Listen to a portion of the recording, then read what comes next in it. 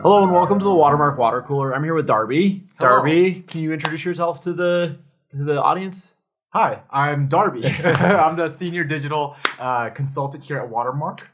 And what I do is basically I provide digital solutions for whatever problems, goals, or objectives that organization is facing. Yeah.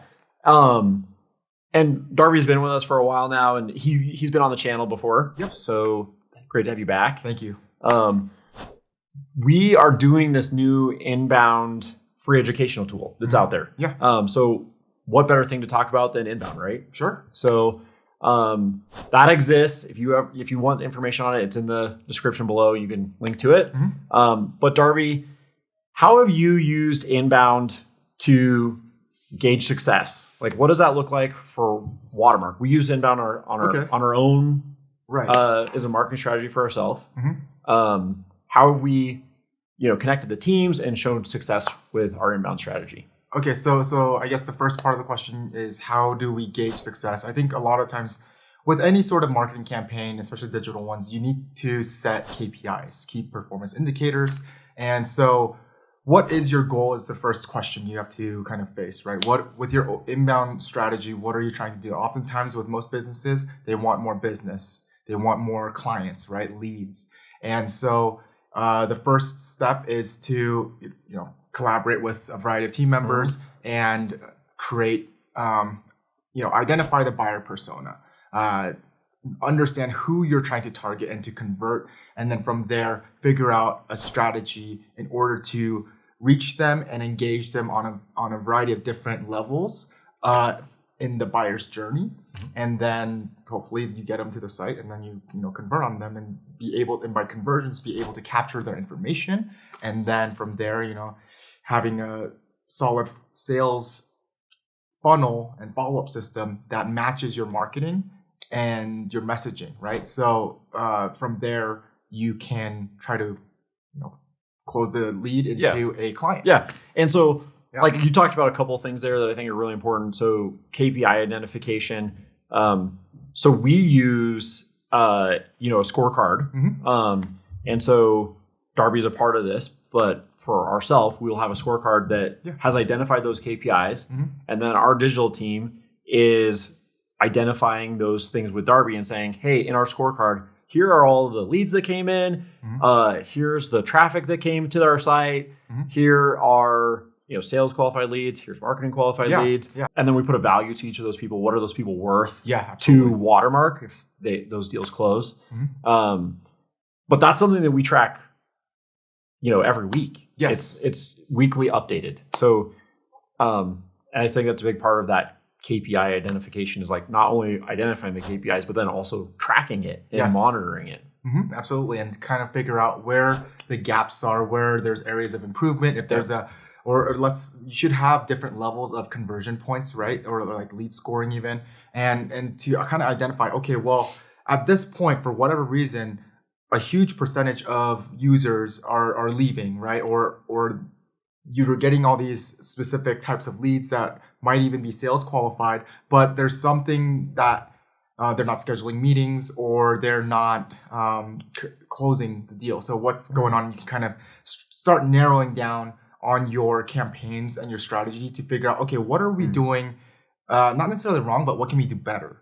And I think that's a huge part of like the analysis that you have to consistently do on, daily, weekly, monthly, quarterly basis. Yeah. And I think you talked a little bit about this too, is like, what's your sales funnel look like? Yeah.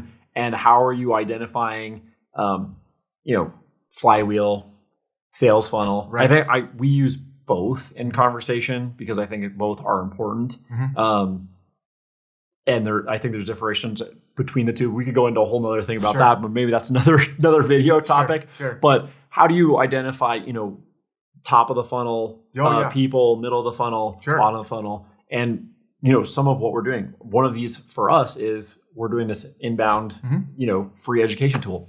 That's a top of the funnel thing that we are, giving away for free, and it's gated. But that's an example of inbound working. And how do we drive people to this? Yeah. So you need to have a lot of content available to reach different types of users with different levels of knowledge or research levels, right? So like you kind of mentioned like the awareness stage versus someone that's closer to like the conversion stage, right?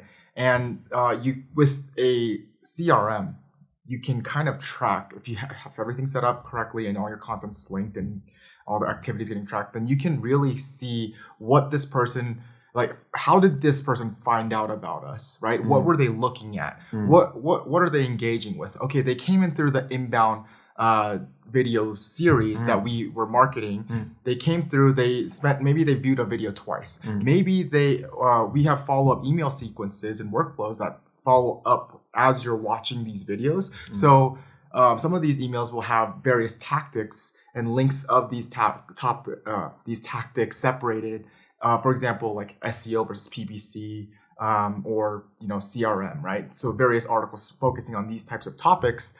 When that happens, or when an email gets sent with those tactics listed as separate links, let's say someone clicks on the SEO link and reads that article on our site and shows activity that they were reading it. Maybe they go to another related page that's on that SEO article, and maybe they're reading further into SEO. Well, now I clearly know that their interest is within SEO. So when I do outreach towards them based off of certain indicators, then that's what I'm focusing my conversation on. That's what I'm demoing. That's where I'm what the topics.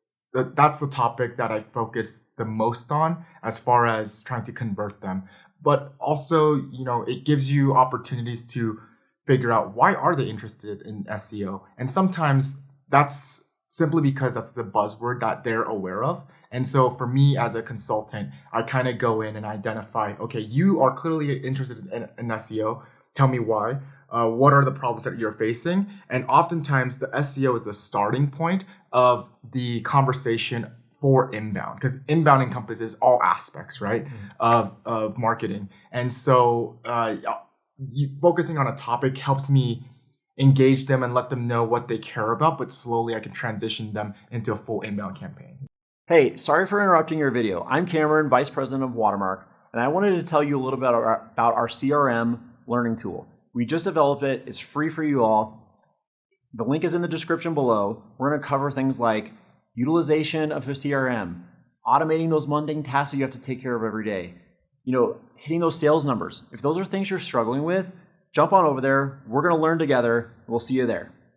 I think the next part of this is like, how do we use technology? Like, what is our CRM and what? And I think, by the way, too, I'll add this, is that I think that the marketing automation tool, CRM tool, that's the delight. That's part of the delight phase that makes the sales funnel or the flywheel. That's what finishes it back up and brings it back to the top of the funnel. Is like, hey, our automation tools are making sure that they're getting a really great experience, and there's some follow-up that's happening without us having to even worry about it, or some follow-up to remind sales to do something or whatever that may be, or so that they're having the same experience as the last customer every time over and over again, because there's reminders and tasks that can guide the sales process and the success of that client as well. So I think there's that, the tool really helps with that delight phase and get that final. And what tools do we use to make sure that we're following a really good inbound methodology and execution? Sure. Well, I mean, the CRM is arguably one of the most important pieces of that puzzle. Right. But you have to measure KPIs and things like that. I think most digital teams use analytics. It's absolutely crucial to track that. But also, if you have, let's say, Google Ads running, you still want to check your Google Ads platform itself to kind of gauge those metrics, because it can show you things separate from what's available within analytics. Obviously, your social platforms. You can also view third-party tools like SEMrush, which can help gauge your performance as far as your rankings and things like that, and try to look for opportunities to improve. Let's see. HubSpot is one of the biggest ones. We're missing out of that list. HubSpot. So we use HubSpot. Yes. There's obviously plenty of other CRMs and marketing automation tools out there, but we use HubSpot, and we're a HubSpot partner and a and a SharpSpring partner. So those are two options out there. And then you usually need a project management software tool that really helps you kind of, I guess that's more on the delivery side of the fulfillment side. But I think that with a lot of organizations with PM software, you kind of find creative ways to implement it even in your marketing process. And so it's part of the full package of your tech stack, I think. Cool. Well, we just talked about a lot of things. Yes. That we could probably talk about any one of these topics as a separate video. But I wanted to make sure before we kind of wrap up here, is there anything that you feel like where an inbound campaign just fails and where people should watch out for?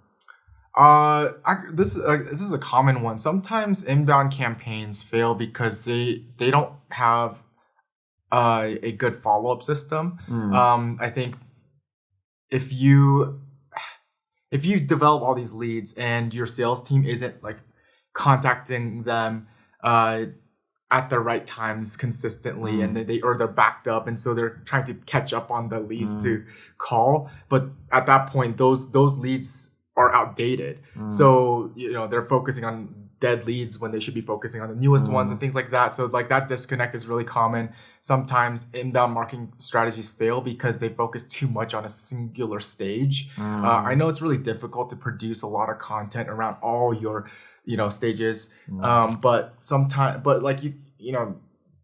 occasionally you'll just get a little bit laser focused on one area, and you just don't really have enough content to nurture the lead to the next step. And I think I see that quite a lot as far as content gaps within inbound marketing strategies. That one is my key, is like, how do you make sure you've got content in all the levels of the sales cycle? Because that is such a nuanced skill to have. I even think professional marketers miss this because they think that they've identified where people are in their buying journey. And sometimes we as marketers think that we know their buyer journey, and it's actually different than what it actually is. And you find out after you've built a lot of content, you're like, oh, we were off by a little bit of which stage that they are in and when to deliver content to them at the right time. So that one's a hard one, and is very nuanced. It's not like, sometimes it might be clearer for different industries, but I think for the most part, when I see it, it's the nuance between the different levels of the buyer journey can be very slim. Absolutely. And you could be, which that slim can be a miss by a mile. So it is. It's a tough one. It's in a way, it's marketing. It's storytelling with marketing, right? And so making sure the story continues to develop for that user, and it's like the hero's journey, but we call it the marketing journey, right? And so how do you make sure that it's fluid? How are you making sure that a lot of people don't track their content as far as the story side of it because they simply don't have time often. And like you said, you kind of stumble upon it, but that's why it's really important to kind of reassess and reapproach your content marketing strategies on an annual basis at the very least, because you're going to find things and we're like, oh, wow, we talk about this topic and we know it's really important to the buyer's journey, but we never expand upon this. And in fact, there's a lot of, and the heat map shows that people are like looking at this specific section a lot. And if you had some related content right there, or maybe an internal link to an article that kind of just focuses on that might be the place where they convert next. Yeah. I think this is why it's so important that if you don't have a marketing team working on this stuff, you partner with some form of an agency to help you out, because it's a lot of work. And if you're not monitoring it and paying attention to it, like I said, that little tiny bit of a miss can be, you're actually off like by a mile, and it's a lot of extra work that you may have put in that you're expecting these results from. And like I said, if you're not paying attention to it, that can sit there for half a year, and your expectations are, I just did all this work, I should be getting all these leads come through. And it's like, well, yeah, but you didn't go back and tweak the content because you weren't paying attention to what the data was showing. Yeah. So there's like this whole kind of failing fast, monitoring, having those KPIs, checking them all the time, and reporting all that stuff back so that you can fix it fast. Thank you so much for watching and subscribing to the Watermark Water Cooler. We value your opinion and want to deliver the best content possible. To do that, we need your comments and feedback. What do you want to see or learn? Tools, techniques, behind the scenes? Comment below and make your idea our next video.